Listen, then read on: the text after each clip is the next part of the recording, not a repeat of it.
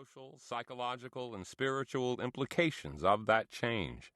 It also describes the accumulating research that reveals the necessity of contact with nature for healthy child and adult development. While I pay particular attention to children, my focus is also on those Americans born during the past 2 to 3 decades. The shift in our relationship to the natural world is startling, even in settings that one would assume are devoted to nature.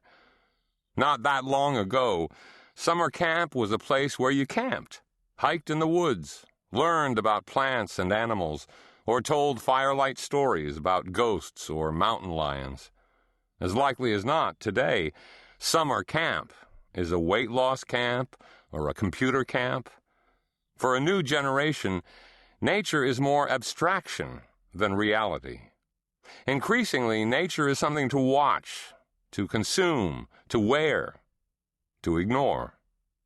A recent television ad depicts a 4-wheel drive SUV racing along a breathtakingly beautiful mountain stream, while in the back seat, 2 children watch a movie on a flip-down video screen, oblivious to the landscape and water beyond the windows.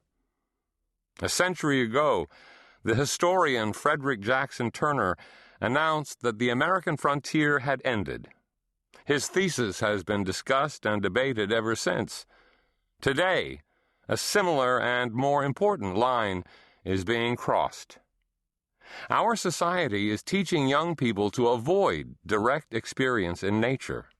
That lesson is delivered in schools, families, even organizations devoted to the outdoors, and codified into the legal and regulatory structures of many of our communities.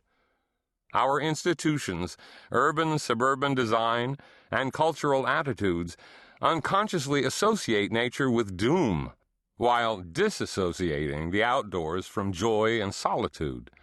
Well-meaning public school systems, media, and parents are effectively scaring children straight out of the woods and fields. In the patent or perish environment of higher education, we see the death of natural history as the more hands-on disciplines, such as zoology, give way to more theoretical and remunerative microbiology and genetic engineering. Rapidly advancing technologies are blurring the lines between humans, other animals, and machines.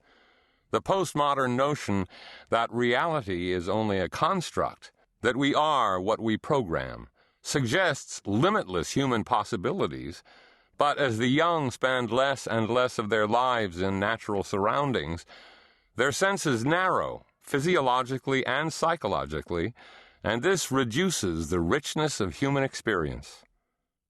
Yet, at the very moment that the bond is breaking between the young and the natural world, a growing body of research links our mental, physical, and spiritual health directly to our association with nature in positive ways.